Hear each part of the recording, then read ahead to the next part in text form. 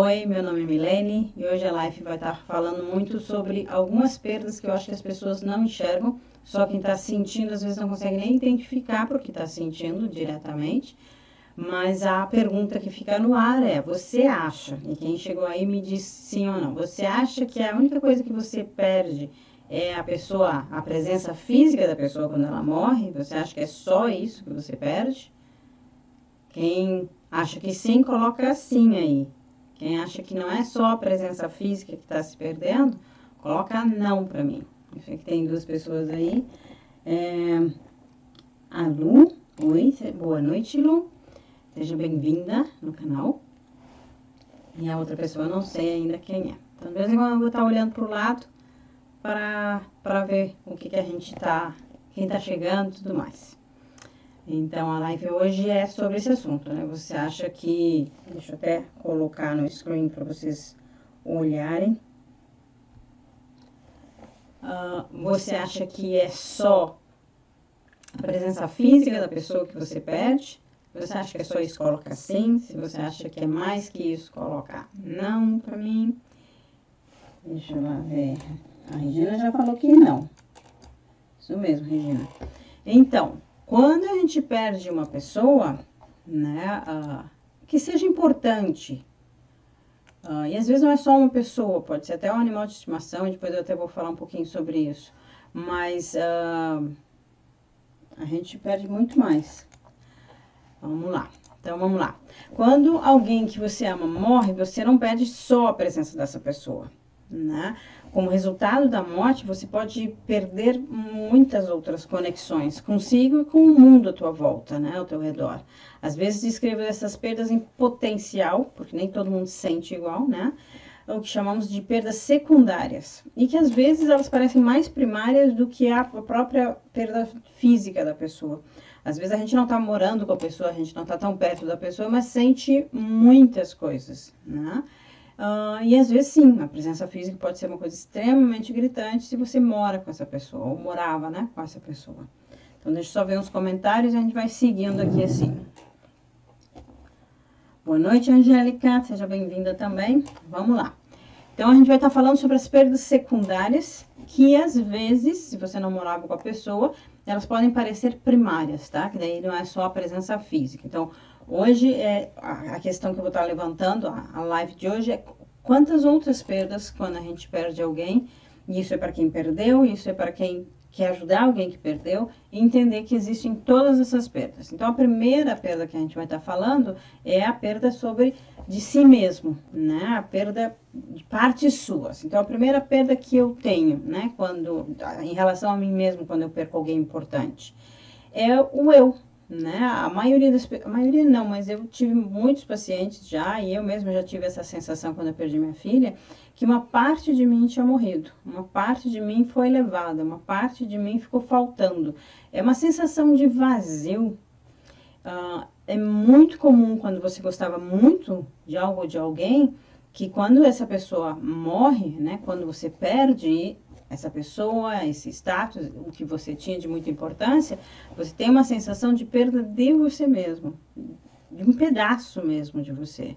Extremamente comum, às vezes não entendido por outros, porque racionalmente a pessoa era uma pessoa, você era outra, são duas coisas separadas, mas que é muito comum você ter a sensação de buraco mesmo dentro de você, quando você perde algo ou alguém muito importante. E que realmente quem não está passando pela perda, uma perda importante, ou não teve uma perda importante na vida, tem dificuldade de entender isso, tá? Mas para quem está sentindo, sim, isso é normal, faz parte do seu luto, faz parte desse momento que você está vivendo.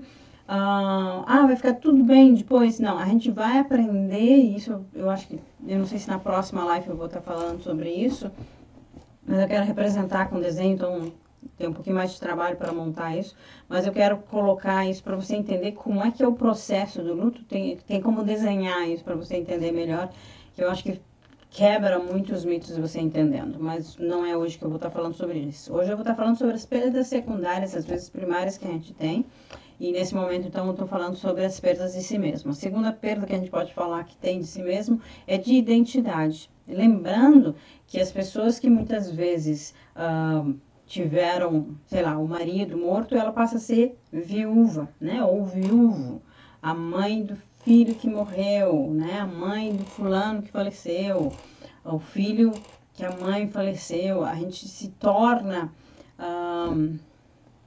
nossa identidade não é mais aquela só mãe, né? É uma mãe que ainda está em luto, uma mãe que ainda sofre, uma mãe que às vezes está triste, né? Essa identidade, como a gente se via, fica muito diferente, né? A gente também perde a questão da autoconfiança. Algumas pessoas que estão enlutadas, né, que estão vivendo o luto, elas têm uma sensação de baixa estima, por várias razões. Uma, porque talvez a pessoa que tenha morrido deixava ela se sentindo muito confiante, né? Com uma autoestima boa. Ou, por exemplo, ela se sente responsável, ou assim, sem como lidar com esse processo, se sente muito só. Então, isso pode baixar muito a autoestima. E as pessoas não entendem que é uma perda de si mesma, uma perda daquela pessoa que se sentia forte, ou alegre, ou tudo mais, nesse momento sem essa pessoa que ama, parece que realmente perde as forças. Se a gente olha para trás, para quem já viveu lutos e já passou alguns anos, se olha para trás, percebe o quanto foi forte. Mas no momento, quando é recente ainda a perda, a tendência de sentir muita perda, muita dor, baixa estima é bastante grande, é bem comum isso. Não é que todo mundo vai sentir isso, mas é comum até sentir isso. A outra coisa é a perda de saúde também, né?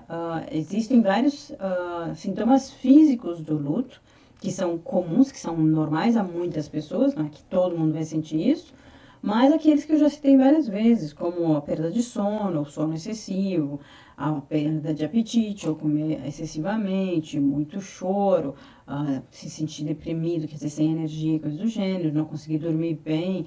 Tem vários fatores, a parte toda digestiva, porque realmente não está digerindo tudo isso, ansiedade, pressão alta, pressão baixa, todas essas coisas são perdas de saúde, né? Perdas de nós mesmos, por estar vivendo o luto. Não necessariamente tem que, alguns casos, claro, vai ser acompanhado por médico, mas muitas vezes faz parte do luto aquela ansiedade, faz parte do luto aquela tristeza, faz parte do luto. Eu acho que a gente não pode transformar o luto numa doença, porque não é você estar doente, vai tomar um remedinho e vai ficar bom, né? O luto é um processo natural, que a gente infelizmente não foi ensinado, preparado para isso. Então a gente sofre muito mais.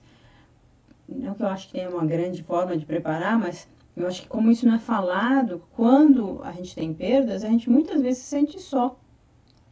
Por as pessoas simplesmente querendo que a gente, sei lá, acabe com o luto, no sentido assim, não, tu vai ficar bem, não, seja forte, não, você é nova, não. Sabe? Se eu acho que a gente tivesse uma cultura um pouco mais aberta sobre o luto, a gente teria muito mais grupos, pessoas com quem contar. Sei lá, os nossos avós, nossos pais contariam as histórias de luto, de perdas, de mortes que tem na família, né? Não seria uma coisa que é vivida naquele momento, depois não se comenta mais, né? Inclusive, uma coisa muito comum em famílias é que dentro de um processo de perda, principalmente as trágicas, fica todo mundo cuidando de não falar para não deixar ninguém triste. E daí não falar não abre o espaço de comunicar, de falar, né? Isso que não foi colocado para fora, vivido de alguma forma, vai virar doença muitas vezes, né? Então, sim, a perda de mim mesmo também entra nessa área de saúde. E personalidade, né? É comum as pessoas dizerem, eu não me sinto mais eu mesma. Quando que eu volto a ser eu mesma? Eu não consigo mais ter a alegria que eu tinha, ou eu não consigo mais ter voz de comando, eu só choro, ou, entende? A sensação daquela pessoa que ela era, aquela personalidade que ela tinha, sei lá, de forte, de alegre, disso, daquilo, parece que some.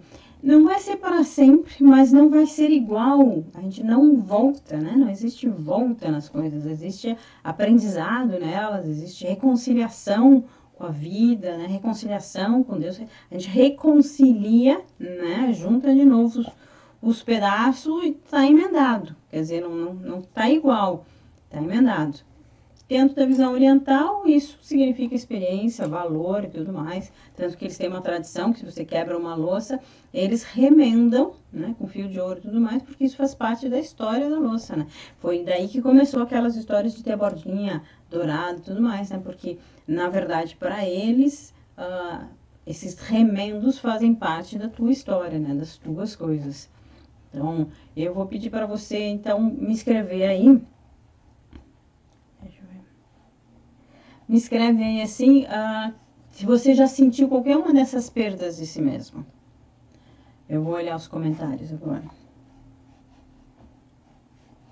Só vir pra cá.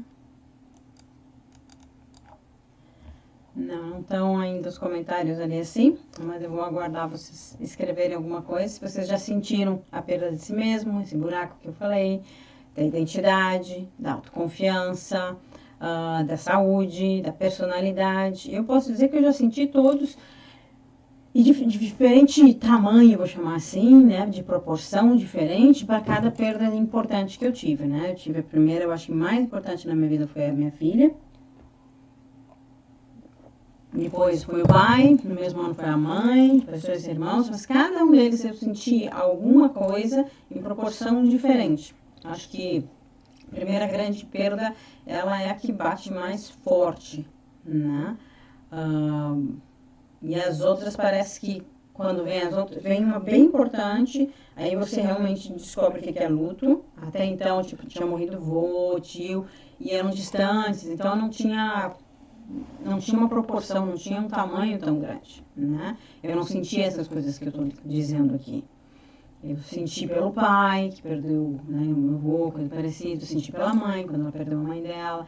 Mas não era em mim diretamente a sensação de luto ou perda, né? Era por eles.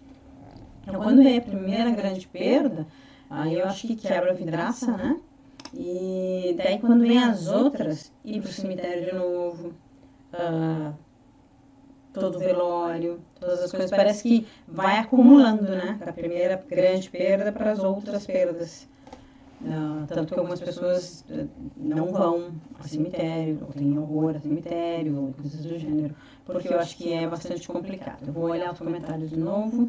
Então, a Regina está dizendo várias alegrias de viver. Tive herpes zoster, mudei totalmente. Era bem alegre, fiquei revoltada com tudo, não gostava mais de pessoas em geral. É bem normal isso, Regina. Espero que você já esteja bem melhor nesse processo. A Carla, você perdeu filha? Sim, Carla, eu perdi ainda numa gestação, né? Eu queria muito ter filhos, daí eu fui fazer tratamento, estava 8 meses fazendo tratamento. Então eu acompanhei a gestação desde o primeiro momento, né? Eu já tinha enxoval, mas ainda foram meses de gestação. Tinha uma expectativa enorme, né? E tinha tudo, né? Nome e tudo mais. O projeto Joy é o nome da minha filha, que é justamente isso, né? Em homenagem a ela, que é uma forma meio de fazer esse parto, né? De homenagear ela. E sim, perdi uma filha, isso já fazem 25 anos. Meu pai faz 12, mãe também, 12 anos. Mas são coisas que a gente aprende a reconciliar, que eu acho que é a melhor forma. Porque não é consertar, a gente não conserta o luto, a gente não se conserta. A gente começa a viver para além dessa perda, né? No começo a gente está vivendo a perda, e essas perdas todas que eu estou comentando. Então, vou falar mais algumas agora, para que vocês entendam que outras perdas a gente tem quando a gente está vivendo um grande luto, né? Deixa eu ver se mais alguém entrou aqui. A Lu está dizendo verdade. Quando perdi, meu pai morava com ele. Mas é bem, tipo, se mora junto é completamente diferente de quem mora distante. Vai sentir muito mais. Era essa sensação de ter perdido um pedaço de mim. Demorei muito tempo até me recuperar e voltar à rotina. Na verdade, o meu trabalho é que me ajudou, me mantendo ocupada boa parte do tempo. Angélica Dornelles, quando eu perdi minha mãe, parece que perdi meu chão. Um pedaço de mim hoje faz 8 meses. Ainda é pouco tempo, né, Angélica? Bem pouco tempo ainda. Eu vou dizer para vocês que algumas pessoas dizem, um ano tem que estar resolvido o luto, né? Algumas pessoas acham que um ano, inclusive, é muito tempo. Eu vou dizer que menos de um ano é muito pouco tempo. Por quê? Porque dentro do primeiro ano, você tem todas as festividades. Por exemplo, agora vai chegar Natal. Então, a Angélica perdoou faz 8 meses. É o primeiro Natal que ela vai passar sem a mãe, é o primeiro ano novo que ela vai passar sem a mãe. Então, esse primeiro ano eu acho ele mais complicado a nível de luto, porque as pessoas que não eram tão próximas acham que é muito tempo, um ano. Né? Algumas acham que em questão de meses você já tem que estar bem. Eu conheço casos, né, de pacientes meus de estarem bravos até, porque, digamos, perderam o marido e depois de 6 meses as pessoas dizem, mas tu tem que sair, tu é nova. Ou teve o filho e disse, por que não tenta outro? Sabe? Tipo assim, peraí, um ano é o mínimo que você tem que dar para alguém e eu não estou dizendo que está resolvido depois de um ano. Né?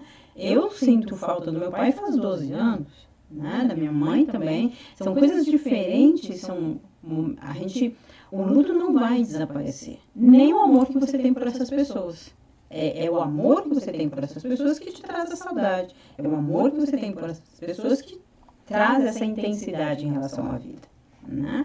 E por essas coisas todas que eu estou trazendo hoje em relação a perdas, é isso, por exemplo, outro assunto que a gente traz de perda, né? Primeiro é perda de si mesmo, agora eu vou falar sobre perda de segurança. Como assim perda de segurança, né? Segurança emocional. Muitas pessoas têm em volta dessa pessoa um processo de segurança emocional, né? Tipo assim, pais, por exemplo, estão ali, marido, mulher, estão ali. A gente pode contar com eles. E às vezes, inclusive, filhos também. Eu, por exemplo, sou mãe, tenho um filho hoje, né, de 19 anos, e eu me tornei muito mais forte, muito mais... eu desenvolvi muito mais de mim mesma sendo mãe. Então, assim, a primeira gravidez também, né, da Joy, eu já estava cuidando, a alimentação, isso, aquilo, toda uma série de coisas, para ser uma pessoa melhor em função de ter a filha, né? Que no fim não nasceu com vida, mas... eu acho que muitas pessoas têm essa perda de segurança e as pessoas dizem, não, pode contar comigo. É que não é simples assim. Você não cria um laço porque alguém diz, pode contar comigo. Até porque a maioria das pessoas fala isso, mas na verdade quando tu precisa ela não pode, né? Então é complicado isso. A segurança física, né? É muito comum, se você morava com essa pessoa que você perdeu, a sensação de viver na casa tá faltando alguma coisa, né? Tá faltando alguma coisa. Outro dia a minha irmã foi onde o pai morava, né? Antes de falecer, que praticamente toda a família morou lá, né? Antes de se casando e saindo. E daí tirou foto, assim, do bairro, das coisas, né? E aí ela colocou da emoção dela, daí as fotos me lembraram coisas, lembraram a minha outra irmã também, tipo assim, aquela casa tem outra pessoa, né? Foi vendida e tudo mais, mas ali tem memórias, né? Aquela rua, aquela casa, as pessoas, os vizinhos. Então, a gente tem uma sensação dessa segurança que aquela casa, por exemplo, meu pai era do costume de todos os filhos tinham a chave da casa. Então, a gente chegava lá sem avisar. Assim como, por exemplo, na minha casa, o pai tinha a chave, chegava a hora que ele queria. E até coisas tipo assim, não era hora de chegar, chegou. E era a liberdade que se tinha. Então, esse espaço físico parece que se perde, né, de alguma forma. A segurança fiscal, parece estranho falar isso, né? Mas eu conheço muitos casos, por exemplo, de esposas que ficavam em casa para cuidar dos filhos. Eu conheço mais de uma, por exemplo, que tinha 5 filhos. Então, era mais barato ela ficar em casa cuidando dos filhos do que ir para trabalhar e pagar alguém para cuidar dos 5 filhos, né? E aí o marido morre.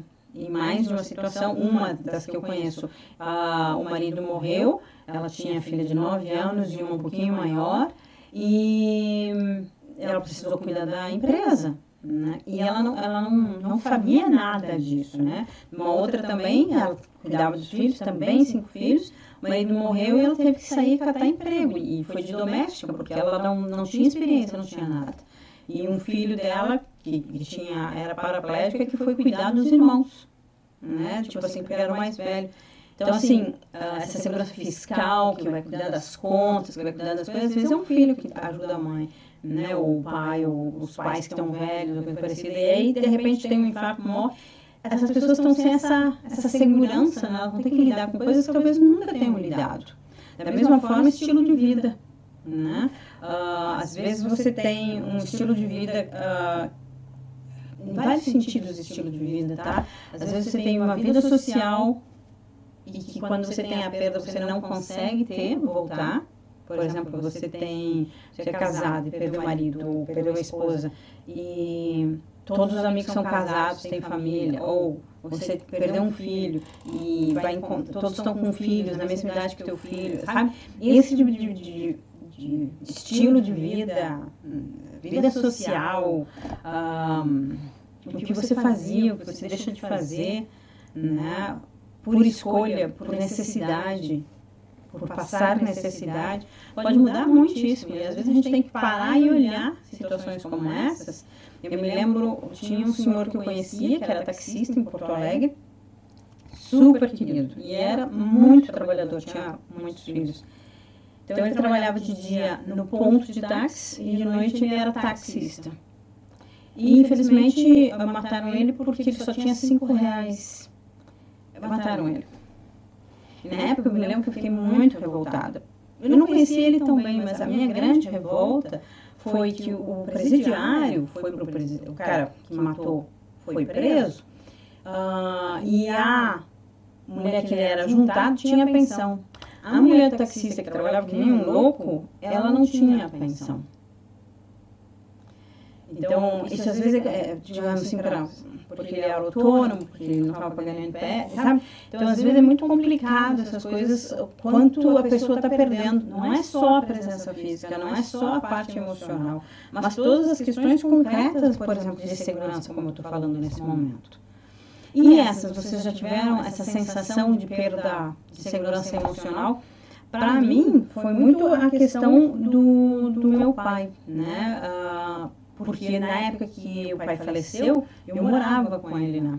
Um pouco diferente da questão da mãe. Então, aquele espaço da casa, a casa em si, era do pai, né? E eu queria que ele entrasse porta dentro, né? A qualquer momento. Eu estava com o meu filho pequeno e ele que me dava todo o suporte, né? Eu levava o Pedro para a escola, ele que buscava. Então, tinha uma série de coisas na minha vida que estavam tinha um suporte dele, né? E não era só comigo, com todos os irmãos também. Então, isso sim, foi grandes perdas que eu tive. Vou olhar um pouco os comentários de vocês e a gente vai seguindo ainda. Vamos lá. Então, essas perdas vocês já tiveram. A Carla, oi, perdi 2 gestações. E com um filho de 26 anos. Já vai fazer 4 anos, mas não consigo voltar a ser eu mesma. Carla, me deixa claro isso. Você perdeu também um filho de 26 anos? Deus livre. A gestação é uma coisa extremamente complicada, mas ter um filho de 26 anos, quer dizer, criado, você está esperando netos, você está esperando, sei lá. Essa coisa de perder filho é muito complicada, porque parece que é completamente fora da natureza, né? Não que seja fácil perder pais, de jeito nenhum, mas eu acho muito complicado filhos. A Angélica faz 1 ano e 8 meses. Tá. Então as primeiras festas já foram. Angélica, e dói hoje, tomo um remédio para melhorar, porque é difícil ainda. Acredito. Regina, Carla Rosana Lopes, eu também, filho de 36 anos, há 5 anos. Deus livre. Ivete entrou. Oi, Ivete. Está falando sobre as perdas. Então, gurias, obrigado por partilhar. Estamos juntos, né? Cada um com as suas perdas. E entenda bem claro, assim, sem nenhuma demagogia. Eu não sei o que vocês estão sentindo e vocês não sabem o que eu estou sentindo. A gente tem uma ideia, uma vez que a gente tenha passado por alguma perda importante, que sim, é um buraco que abre, é um pedaço da gente, a gente racha, né? Quebra. E quem não viveu um grande luto tem muita dificuldade de entender isso. Né? Algumas pessoas ficam anestesiadas, né? Que eu acho às vezes que é pior, porque eu acho que a pessoa que está anestesiada, ela está muitas vezes acumulando para uma doença, né? Algumas pessoas conseguem expressar, mas ainda assim não expressam tudo. Então, por isso, Angélica, daqui a pouco tu está tomando remédio. Você não conseguiu reconciliar, você não conseguiu dar um balanço, criar uma vida a partir do luto. A gente não vai perder o luto, a gente não descarta o luto, ele não sai fora. A gente começa a criar uma vida em torno do luto. A gente vai começar... a próxima live eu estou já montando ela, que são as necessidades do luto. Eu acho que isso é uma das coisas que a gente precisa conversar. Não as fases do luto, porque eu não acredito em fases ordenadas e estanques. É uma das coisas que eu acho que é um mito, é uma confusão. A própria autora coloca que não é a intenção dela falar dessa forma. Mas as necessidades do luto, a gente precisa se dar conta quais as nossas necessidades dentro do luto. Que é a minha próxima live, que eu estou montando ela para que fique o máximo claro possível e possa ajudar o máximo possível vocês também, tá? Vou falar sobre mais algumas coisas, que agora é sobre a perda de significado. Eu acho que tem alguns significados que a gente dá em relação àquela vida, àquela pessoa, e que a gente perde. Então, por exemplo, uma das perdas de significado é objetivos e sonhos. Vocês que perderam, nós que perdemos filhos, né? Ou mesmo pais, essas pessoas tão próximas da gente, quando elas morrem, a gente tinha planos com elas. Por exemplo, o pai, Natal é uma coisa que tenho certeza que todos os irmãos lembram. Porque Natal é uma data sagrada para o meu pai. Então, todo Natal, a gente, por exemplo, eu estou aqui na Europa, eu tenho irmãos aqui, a gente se reúne, mas uma das coisas uma das pessoas que é lembrada é o pai no Natal. Como ele fazia, como ele dava importância e tudo mais. A minha mãe, pela religião dela, não podia comemorar. Então, a mãe não é lembrada no Natal, no sentido de Natal era na casa da mãe. Não, porque, na verdade, ela nem ia nos receber, porque Natal não era comemorado por ela, pela religião dela. Quando a gente era pequeno, sim, mas depois que ela entrou no Testemunho de Jeová, não. Então, esses sonhos, esses objetivos, esses desejos, essas coisas de futuro que a gente tinha para essa pessoa ou essas pessoas, é destruído. A gente não vai ter aquele futuro, né? O Natal não vai ser com o pai no coração, vai ser com o pai, né, na emoção, assim, vocês que têm filhos, vão ser lembrados todos os natais. Não é filho que a gente prepara o presente, não sei o quê, quando eles crescem, a gente espera que visite, né, essa coisa toda. Então, isso é uma perda de significado, uma perda de futuro, é doído, né? É perda, né? Da mesma forma, perda de fé. Isso é extremamente comum, principalmente quem é mais religioso e tudo mais, dessa questão, né? Por que, sei lá, meu filho, por que comigo, por que meu pai, por que minha mãe, de brigar, né? De barganhar com Deus e tudo mais, que é uma perda de fé. Pode ser reconstruída, até mais forte depois, mas primeiro você vai ter que encontrar um significado de vida, né? Senão é bem complicado. De vontade de viver. Eu acho que isso é extremamente comum para a questão de mortes trágicas de pessoas muito próximas, principalmente filhos, que eu acho que, quer dizer, pode ser diferente para cada um, né? Mas eu acho que a perda mais importante gera muitas vezes essa sensação da questão de vontade de viver, de ficar meio, assim, amortecido, sem alegria, é doído tudo isso, né? Então, é comum isso. Eu mesma, eu não sei se entrou ou não, deixa eu até dar uma olhadinha. Que é uma das pessoas... Opa, deixa eu ver se eu chego aqui, nos comentários. A Regina está falando, meu filho não morava mais comigo, mas ele me ligava todo dia. Passava todo dia aqui em casa. Que coisa. Sinto muito triste, choro muito ainda, a Angélica está falando. O remédio está me ajudando. Não, a Angélica deixa eu deixar bem claro, a questão de remédio, justamente, se a gente não está conseguindo um processo, o remédio vai ajudar. Não estou dizendo não toma o remédio, estou dizendo em algum momento você vai ter que construir uma vida à volta desse luto. O luto não vai desaparecer, mas a vida pode ser construída ao redor disso, né? Outras coisas vividas e experienciadas. Mas se você está em sofrimento, vai para o médico, toma o remédio, faz o que é melhor para você. Deixo bem claro isso. Em nenhum momento eu estou dizendo não tome remédio, de jeito nenhum. Eu estou dizendo que justamente por não ter conseguido colocar tudo para fora, virou doença, virou ansiedade, virou problema para dormir, virou depressão, vira. Que isso é uma das grandes coisas que eu tenho visto em função de estar estudando muito esse tema, ter feito cursos.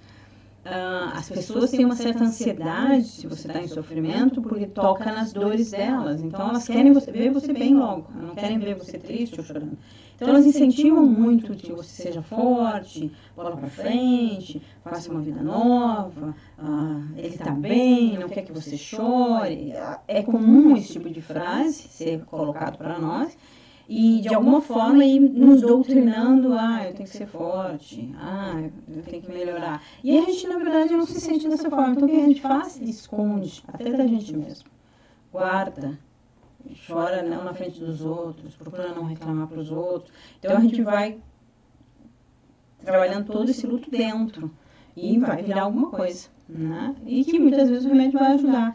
Só que, em algum momento, o remédio não vai trabalhar a origem disso, né? Então, você se sente bem, mas daqui a pouco vai ter que tomar um remédio para o resto da vida, porque a origem, o que causou tudo isso não foi trabalhado. Então, às vezes a gente precisa de um processo terapêutico para ter um acompanhamento, para ter uma ajuda, para sair do poço, né? Para poder lidar com as coisas. E às vezes os amigos querem ajudar muito, com muito boa intenção, a família também, mas às vezes eles não são um ouvido só para ouvir, né? Eles ouvem e já tascam uma resposta, né? Para tentar resolver o problema. Então, às vezes, um profissional, um terapeuta pode ajudar até mais. Mas aí, cada um dentro da sua possibilidade, da sua dor, da sua crença e tudo mais. A alegria é uma das emoções extremamente comuns de a gente perder logo que perde alguém ou alguma coisa importante. A gente, digamos assim, pode até rir de algumas coisas, mas não necessariamente a gente vai ter alegria, né? A gente, não é que nunca mais vai ter alegria, mas no começo do luto, né, enquanto ele está muito forte ainda, a gente pode se alegrar por algo, mas a gente não está feliz. A gente não tem aquela alegria de viver, né? Tem um pedaço que realmente parece estar faltando.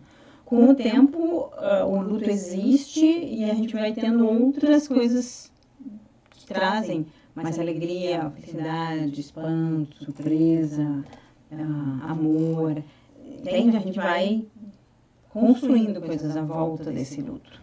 E aí vai modificando. Mas é extremamente comum perder a alegria. Realmente, tipo assim, parece que nada alegra. Mesmo que você racionalmente seja feliz por alguém, que de repente você vai comemorar em outro momento, inclusive outros filhos, eu conheço situações da mãe perder um filho e ela não consegue se alegrar. Racionalmente, ela se sente até culpada de não estar se alegrando pela vitória do outro filho. Mas internamente está um buraco, ela ainda não consegue sentir alegria. Essa vibração não chega na alegria, a vibração ainda dela está muito baixa. E é isso que é importante, né? A gente reconhecer vários níveis de luto e de perdas que a gente tem, né? Que outras perdas que vocês sentiram? Escrevam aí para mim, quero ver mais nos comentários. Em primeiro lugar, eu quero agradecer vocês estarem aqui, de estarem trazendo seus comentários e participando. Isso faz com que me dê sentido de continuar trazendo assuntos, lives e tudo mais para nos ajudarmos. Eu vou estar durante a semana agora, já estou programando, estou fazendo pequenos vídeos.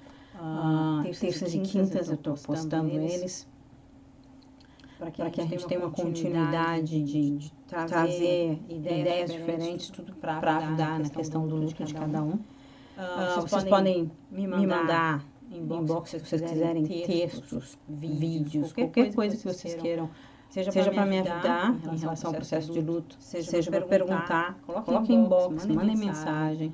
Escrevam aqui embaixo nos comentários que eu quero continuar fazendo esse trabalho de troca, que eu acho que ele é muito importante. Então, eu agradeço a todo mundo que participou hoje. Os comentários de vocês são muito importantes, não só para mim, mas para as pessoas que depois vêm aqui no Face e leem. Essa live também vai estar no YouTube. Então, quem quiser no YouTube, esteja vendo essa live foi feita no Facebook, é só entrar na minha página, no meu Spot, e daí a gente segue, como é que eu posso dizer, usando força mútua, que eu acho que é importante. Então, boa noite para todos. Muito obrigada. Vou ainda dar uma lidinha nos comentários, mas muito obrigada por tudo mesmo.